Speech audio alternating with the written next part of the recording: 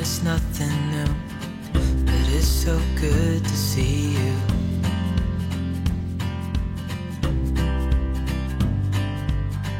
We do this every day, and I'm still so amazed by you.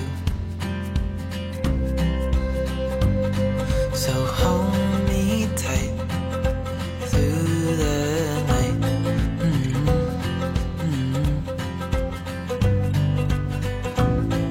It's just us two, me and you.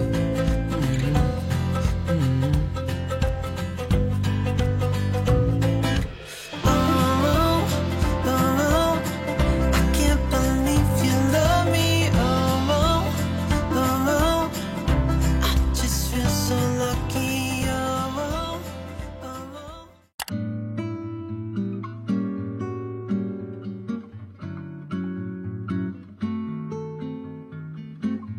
J'ai donné un atelier privé finalement. Normalement, quand il y a moins de 2 personnes qui s'inscrivent, j'annule l'atelier puisque ça n'a pas de sens pour moi d'y aller. Mais là, en fait, il y avait 4 personnes qui étaient inscrites, donc je m'étais dit, bah c'est pas grave, voilà, 4 personnes. Enfin, j'ai déjà donné des ateliers pour 4 personnes et ça va quoi. Sauf qu'il y a 2 personnes qui m'ont annulé, plus une dernière qui m'a annulé un peu en dernière minute. Et donc du coup, au final, je me suis retrouvée juste avec une personne. Et en fait, c'est délicat et c'est la raison pour laquelle je demande que les gens me préviennent au moins 48 heures à l'avance. Parce que là, en fait, à 17h30, je me suis rendu compte que j'allais donner un atelier à une seule personne. Sauf que je pouvais pas annuler pour cette personne-là. Enfin, cette personne-là a pris un engagement, elle a payé, elle sera là. Enfin, je peux pas annuler 1 heure à l'avance. Ça m'a un petit peu froissée, mais bon, je passe au-dessus. Voilà, c'est fait, c'est fait. Aujourd'hui, c'est un nouveau jour. Mais je vous avoue que le retour reste quand même un petit peu... Je me suis rendu compte quand j'étais à Copenhague, là, que quand je voyage ou quand je suis pas chez moi, j'ai une sérénité, un apaisement, un calme dans ma tête que j'arrive pas à avoir quand je suis ici à Bruxelles ou quand je suis ici dans ma maison. Et ce que je me suis dit, c'est que au lieu d'aller chercher ça ailleurs, il faudrait vraiment que j'essaie de le trouver ici chez moi à la maison et que je trouve des façons pour me mettre dans cet état de calme et de sérénité. J'étais vraiment juste hyper going with the flow, rien n'était grave, rien n'était difficile, rien ne me frustrait. Alors que quand je suis ici, en fait, j'ai l'impression que dès que j'arrive à Bruxelles, dès que je passe le pas de la porte de ma maison, il y a tous mes problèmes qui arrivent en un coup, qui sont là, coucou, on est là, tu nous avais oubliés, bah en fait, non. C'est pas hyper simple de m'échapper en fait, de partir pour oublier entre guillemets, ou pour partir pour me sentir bien. J'aimerais vraiment apprendre à être bien chez moi, à la maison. Je sais pas si vous avez des petits tips. Moi, je pense que l'une des raisons pour lesquelles je me sens comme ça très fort chez moi, c'est parce que je travaille à la maison et donc c'est un peu difficile de faire la distinction entre le plaisir, le loisir et le travail. J'essaye de travailler au maximum en haut, mais vous le voyez quand même dans les vlogs que je travaille quand même souvent ici sur le canapé. Donc voilà, c'est le petit topo de la journée, qu'on n'a pas vraiment fait de chit-chat ce lundi. Je rentre de l'académie, c'était trop chouette, ça faisait 2-3 semaines que j'avais plus été parce qu'il y a eu les vacances et puis j'ai raté quelques petites fois parce que j'étais à la mer, etc. C'était trop bien, ça m'a fait trop du bien et je me rends compte à quel point ça m'avait manqué. Donc très contente, mais là je vais me manger quelque chose et puis on va commencer à travailler, hein, parce que bon, on va avoir quand même travaillé avec tout ça. Pas moi en last minute en train de poster mon podcast. Non, en vrai pas last minute parce que j'y suis bien à l'avance. Je sais pas trop ce que vous allez en penser de cet épisode. Pas que je parle pas sans filtre les autres fois, mais là je parle vraiment sans filtre. Est-ce qu'on dirait que je suis malade? Ah, mais c'est juste parce que avec la lumière de l'ordinateur on dirait que je suis toute rouge. Mais si jamais vous avez écouté l'épisode de la semaine passée, du coup pour vous, celui où je vous parle de la viralité sur les réseaux sociaux, dites-moi ce que vous en pensez, parce que en fait chaque fois que j'ai du mal avec un sujet ou que genre j'ai du mal à en parler ou que voilà, il y a quelque chose qui me dérange un petit peu, c'est toujours les sujets qui fonctionnent le mieux et les épisodes qui fonctionnent le mieux et les gens sont là, ah il était trop bien cet épisode. Donc je me demande trop si ça va être le cas avec cet épisode-ci parce que j'ai eu un petit peu de mal, je vous avoue. Mais voilà, donc je vais finir de poster ça. Je vous ai rien filmé aujourd'hui, c'est une catastrophe. On se retrouve demain de toute façon.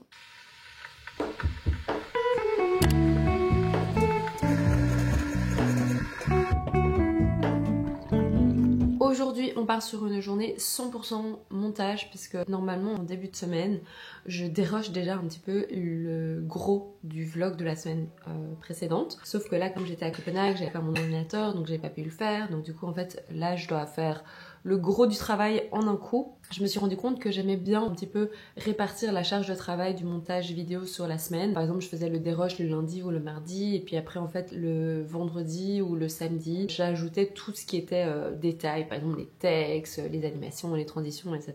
Je sais pas si ça me prend moins de temps du coup, mais en termes de charge de travail, je trouve ça moins lourd que de faire une grosse journée de montage. Mais bon, comme là on n'a pas trop le choix, je vais faire ça aujourd'hui, donc ça va pas être hyper excitant, je vous avoue. Je vais me poser dans le canapé parce que je trouve que c'est toujours hyper confortable. Enfin voilà. Moi qui vous disais il y a 2 jours, j'aimerais bien essayer de bien dissocier. C'est vrai que quand je monte, j'aime bien être vraiment confort. Show me where the ending goes. Honest, honestly don't. I should be the last to know. We're all in this. I stand alone. Show me where the ending goes.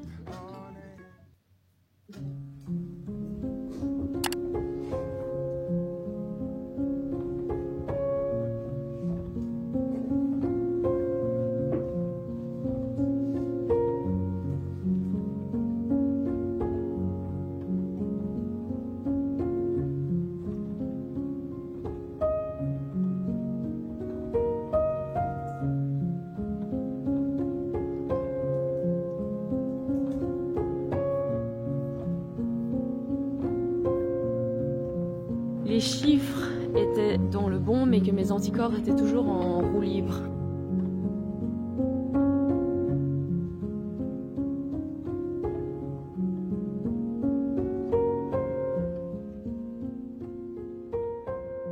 Je vais essayer de m'installer confortablement. D'abord, est-ce qu'on peut apprécier le pull que ma maman m'a fait? Elle est pas trop forte, genre... Ça fait déjà quelques années qu'elle me l'a tricoté, mais genre je l'aime trop, c'est vraiment un pull doudou. D'abord on va parler des trucs cool, et puis après on parlera sérieusement. Je dois un petit peu me mettre en condition et je pense que ce sera plus facile si on commence par parler des trucs un peu cool. J'avais vraiment besoin de décompresser après le rendez-vous que j'ai eu ce matin, enfin je vous expliquerai dans un instant. Mais donc du coup j'ai été faire magasin, mais pas des magasins normaux, des magasins de seconde main.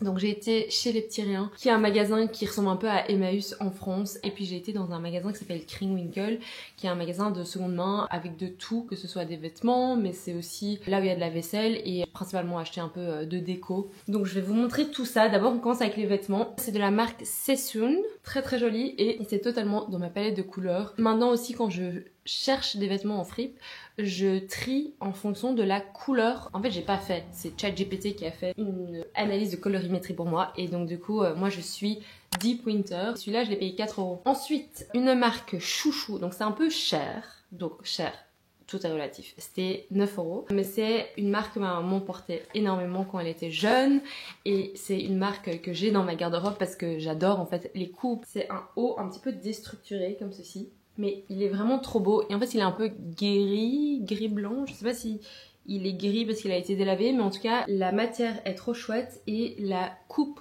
est trop cool, elle est hyper ouais genre 90s vibe, genre vraiment très sympa. Je vais vous garder le meilleur pour la fin bien évidemment. J'ai acheté des mitaines pour ma mamie parce que ma mamie elle adore les mitaines, mais à 2 doigts de les garder pour moi. Regardez, elles sont trop belles. Hop, j'adore en fait. J'ai limite envie de les garder pour moi. Mamie, si tu regardes ça, peut-être que je te les donnerai, peut-être pas. 60% de laine, 20% d'agora et un petit peu de polyamide. Donc toujours regarder les compositions quand vous achetez des trucs. J'ai aussi trouvé une écharpe Belle Rose. Je la trouve trop belle. En vrai, c'est une écharpe qui m'a été inspirée par ma pote Vic. Je sais pas si vous avez vu le vlog de la semaine passée, mais Vic, elle s'habille trop bien, j'aime trop son style. Et en fait, elle avait une écharpe un peu en grise comme ça. Et quand je l'ai vue ici, j'étais là, waouh, elle est trop belle. Donc, écharpe Belle Rose, 4 €. Ma trouvaille préférée, c'est celle-ci. Les gars, vous êtes pas prêts? Genre, j'avoue que moi, je suis une grande fan de salopettes. On aime ou on n'aime pas. Et en gros, c'est une salopette Levi's, un peu en velours, en mode bleu foncé, parce que du coup, c'est dans ma palette de couleurs. Et elle est trop belle. Genre, vraiment, Enfin, je sais même pas comment c'est possible, mais c'est genre 100% ma taille. Mais en plus de ça, elle me va hyper bien.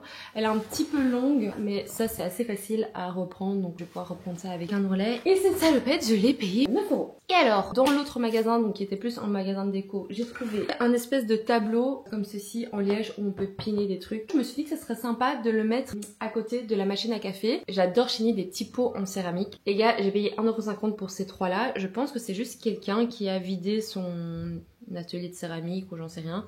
Mais c'est trop beau, regardez. C'est un peu un motif, j'ai envie de dire un motif vache à l'intérieur. Du coup, il y a 3 petits pots comme ceci. Et donc, le motif est comme ceci. Et à l'extérieur, c'est genre un peu brut. J'aime vraiment trop. 50 cents par petit pot. Enfin, genre ça, vous allez dans un marché de créateurs, ça vous coûte 15 €, 20 €. Donc voilà. Et enfin, le dernier petit truc que j'ai acheté, regardez. Donc ça c'est pour mettre le lait, j'imagine, et ça c'est à mon avis pour mettre le sucre. Alors je vous avoue qu'il y avait les tasses qui allaient avec, mais elles étaient minuscules parce que je pense que c'est un set de thé et je savais que j'allais jamais les utiliser, donc je me suis dit que ça servait à rien de les prendre. Je suis trop contente. Et ça c'était 2 € pour les deux. Voilà.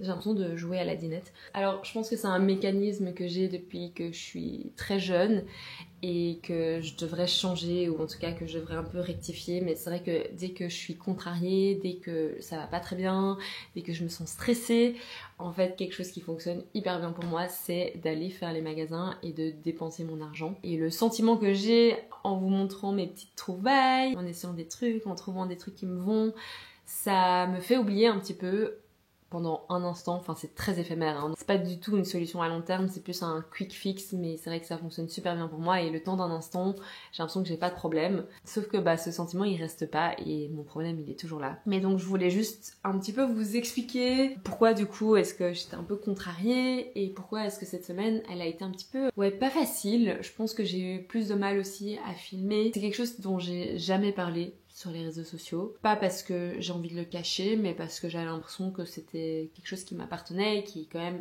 assez intime parce qu'on va venir parler de ma santé. Mais je savais aussi en avançant dans ces weekly vlogs qu'à un moment donné ou à un autre, j'allais devoir prendre la décision d'en parler ou de pas en parler. Et puis je me suis dit que si ces weekly vlogs se mettaient aussi bien et que j'avais réussi à les mettre dans ma routine, c'était peut-être aussi le bon moment pour en parler parce que c'est un espace safe où vous me suivez depuis quelques semaines, ou peut-être que c'est la première vidéo que vous regardez, mais où en tout cas j'ai eu le temps de m'habituer à parler à la caméra et j'ai eu le temps de m'habituer à me dire voilà en fait c'est pas si grave que ça, et ça fait vraiment partie de mon quotidien depuis 3 ans maintenant. Et je me vois mal aussi le cacher parce que ça joue énormément sur comment est-ce que je me sens, et ça joue énormément sur mon business, et ça joue énormément sur ma personne et sur qui je suis au final. Vous allez vous dire quoi est-ce qu'elle me parle. Donc cette semaine, ça va faire 3 ans qu'on m'a diagnostiqué de ce qu'on appelle une hyperthyroïdie. Alors pour ceux qui ne savent pas, la thyroïde c'est un petit peu l'organe qui contrôle la vitesse à laquelle votre corps fait les processus chimiques. Donc c'est un peu comme si c'était l'horloge de votre corps et qui décide à quelle vitesse est-ce que vos organes travaillent. Dans mon cas, en fait, mon corps travaille beaucoup trop rapidement. Je pense que quand je serai prête à en parler en long et en large, je pense que j'en ferai un épisode de podcast parce que j'ai tellement de choses à dire, que ce soit par rapport au diagnostic, au suivi, aux médecins, au traitement, enfin bref, j'ai beaucoup de choses à dire à ce niveau-là. Mais pour en revenir un petit peu à cette maladie, en gros, mon corps travaille trop. Et ça a des conséquences sur pas mal de choses. Ça a des conséquences sur mon rythme cardiaque, ça a des conséquences sur la fatigue, ça a des conséquences sur un tas de choses. Pourquoi est-ce que je vous en parle aujourd'hui? C'est parce que j'ai eu mon rendez-vous trimestriel, donc je vais voir mon médecin tous les 3 mois. Et en fait, tous les 3 mois, je dois faire prise de sang, aller chez le médecin, discuter de mon traitement. Et en fait, en fonction de ça, on va changer, oui ou non, mon traitement. Et en fait, c'est des semaines qui sont très stressantes pour moi et c'est des semaines que je vis pas du tout bien. Et voilà, on va pas en discuter plus. En fait, c'est des rendez-vous médicaux qui sont assez lourds. C'est pas une maladie qui est grave en soi. Genre c'est ça qui est fou, c'est pas une maladie qui est grave. Elle peut être grave si on la traite pas, mais ici, là, je suis traitée, je suis suivie. Mais c'est une maladie qui a pas mal d'implications sur ma vie privée, donc ma vie personnelle, et c'est une maladie qui a pas mal d'implications sur ma vie professionnelle aussi, simplement parce que on parle de ma santé, on parle de comment je me sens, on parle de la fatigue, etc., etc.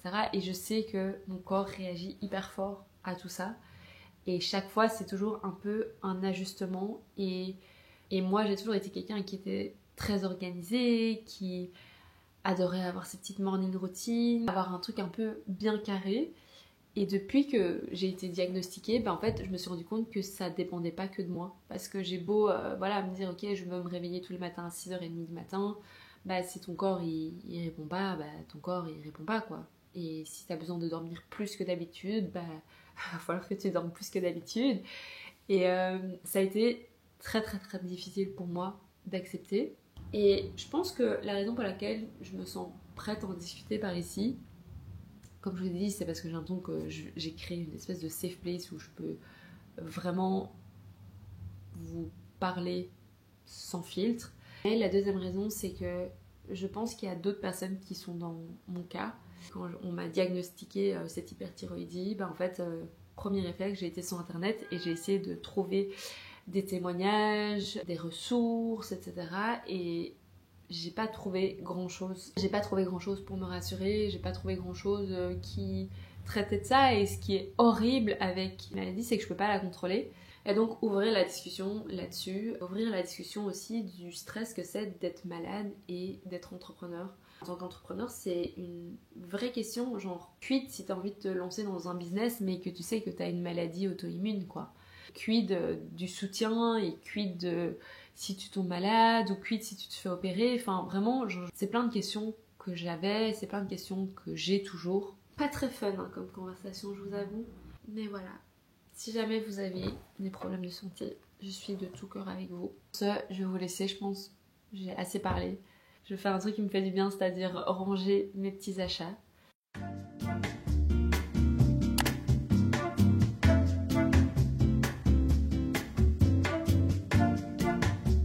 Aujourd'hui, j'ai passé la journée avec ma petite sœur. Je suis trop contente. Ça fait longtemps qu'on n'a plus passé du temps ensemble comme ça. On va aller à Anvers. Je voulais juste vous montrer que, en fait, il y a des jours un peu sans et puis il y a des jours le lendemain ça va beaucoup mieux. Maintenant, j'ai un peu appris que je devais juste digérer un petit peu l'information, faire des trucs qui, genre, m'apaisent un peu l'esprit et qui me font un petit peu oublier la réalité. Et là, aujourd'hui, je suis juste bien et du coup, j'ai trop hâte d'aller un peu m'amuser avec ma sœur, un peu me changer les idées. Ça va être trop bien. J'ai trop hâte. Ma tête d'œuf. On fait des influenceurs. Comme ça se commence. Est-ce que ça change vraiment? Ouais, ça change vraiment. Et du coup, voilà, maintenant ils vont nous entendre mieux. Bonjour la caméra. Non, c'est pas la caméra, c'est les gens. C'est ma sœur. Tu vas enfin te voir dans le vlog. Non, ça fait des semaines, elle veut plus m'afficher dans le vlog. Bah non, c'est juste parce que je te vois pas. Je regarde tous les vlogs le lundi à la salle et je ne me vois jamais dedans. Mais si. Il y avait mes doigts aussi, je crois. Regardez les ongles. Dites-moi si ça me va vraiment ce truc. Moi, je suis quand même très sceptique. J'avoue que c'est quand même plus beau en vrai. On dirait juste que je suis chauve, quoi. Regardez. Moi, j'aime bien quand je le mets, mais quand je vois comme ça à la caméra, je trouve ça moche. Dites-moi. On est opposés aujourd'hui. 3, 2, 1, tourne.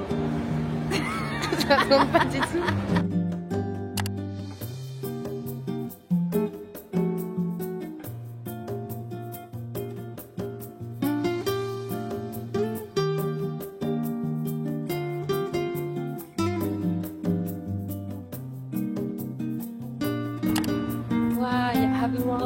Il y a des cinnamon rolls dans tous mes vlogs en fait.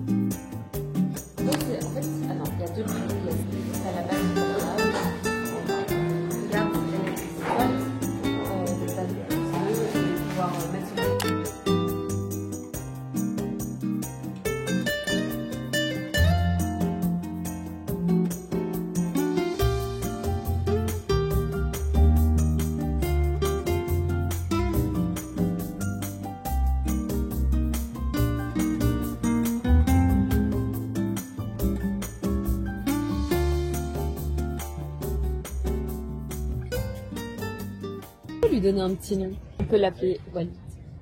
Non.